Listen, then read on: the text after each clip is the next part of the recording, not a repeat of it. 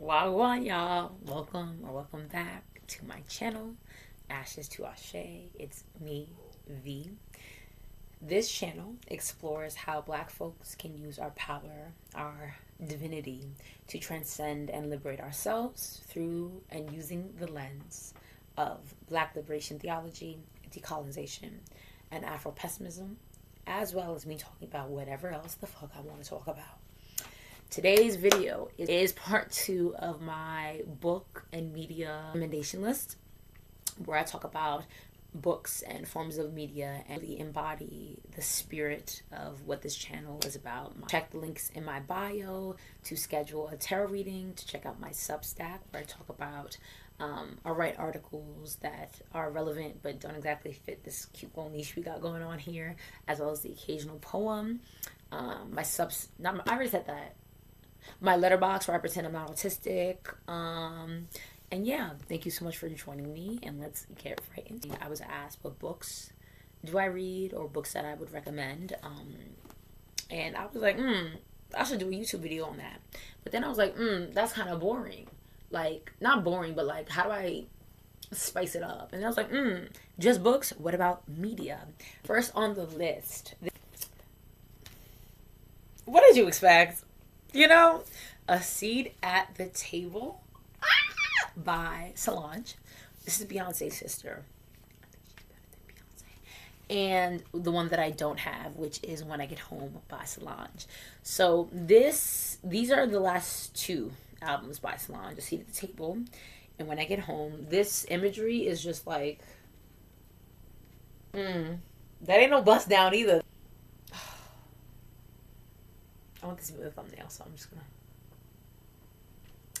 One of my old friends and I would agree with this, that these 2 albums are gospel albums for Black women.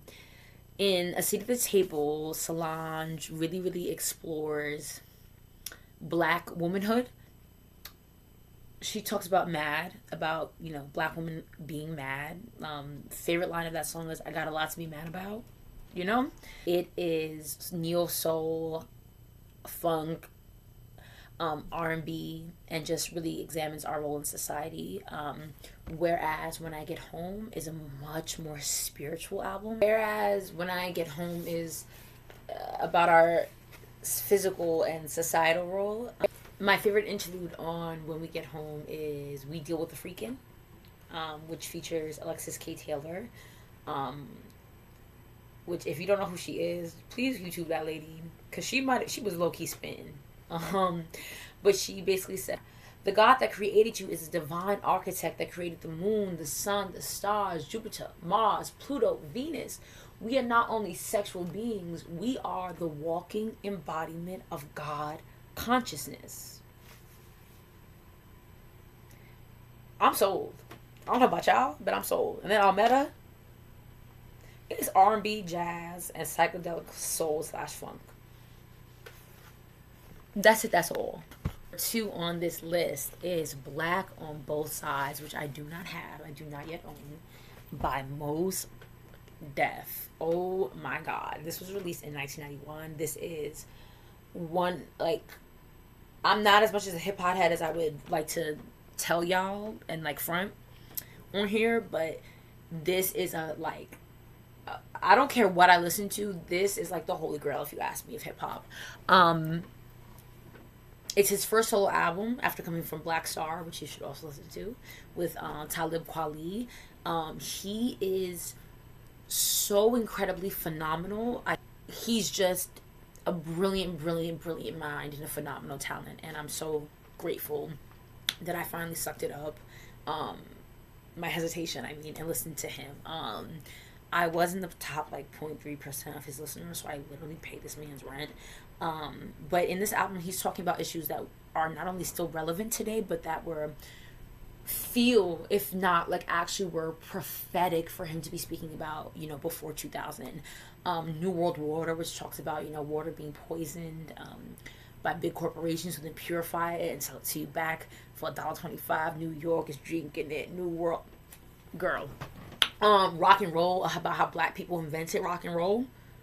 He shouts out Nina Simone. I just Mr. Nigga. We got speakers in the trunk with the bass on. Listen, that song has the craziest bass line. Know that with Talib Kweli, just phenomenal. Phenomenal. Right? But if you want like hip hop that means and stands for something, is ahead of its time, is classic, if there's new wordplay and a new message to listen to on every song, every single time you listen to Black on Both Sides by Mos Def. When I get that, my hands on that record, don't talk to me. Anything by Bob Marley, okay? Let me stop. Bob Marley to me is one of the most prophetic, influential, revolutionary artists that we've ever been blessed to experience. Bob Marley very much lived and breathed and spoke and embodied about and just embodied his values and his principles and his ideals, and he put it into the music, and was very much for a man of and for the people, which is why I absolutely adore him, and would recommend anything by him, if not specifically Who the Cap Fit, So Much Trouble in the World. I'm gonna say Kaya because it feels good. What's another song? The One Drop. Just anything by Bob Marley. I would bring the records down, but I'm lazy. Redemption song. Redemption. Incredible.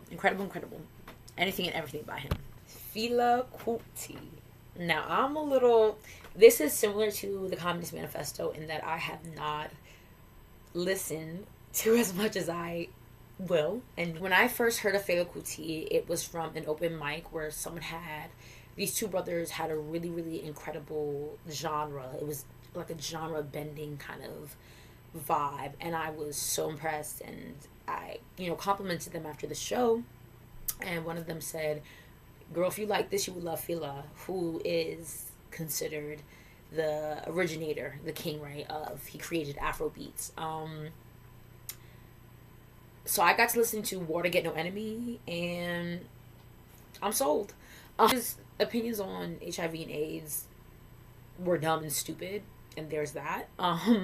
But again, someone who put the revolution, the love for the people, the values, the spirit into the music, and that's someone that I'm excited to explore more and listen to, so I am also recommending it. Thing on this list is not music, but a show or movie. They cloned Tyrone on Netflix. No spoilers, but first and foremost, it's a documentary, if you ask me. Like Get Out, that's a documentary. It's a documentary. But it basically is about 3 black folks who uncover not only the plot, but the methods in which, and the manifestations of, and the reasons why, I guess, the United States government is poisoning and genociding black people. It's a movie, though. It's fiction. It's fake. Go watch it. It was phenomenal. I loved it. It was funny. Jamie Foxx was in it. He was funny. And it just gave me a lot to think about.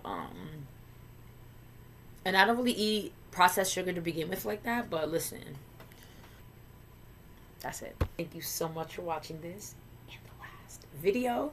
If you have any recommendations, please leave them in the comment section. Thank you again for watching. Remember to protect yourself and others. Get your flu shot. Get your COVID shot vaccine. Wear a mask. Have your vitamin C. Modern medicine plus earth medicine. The baby's going to be healthy. You know what I'm saying? Like, if they had a baby, they would be healthy. But yeah, thank you guys so much for watching. Happy holidays, specifically happy Kwanzaa. And yeah, I hope to see you soon. Be well. Peace.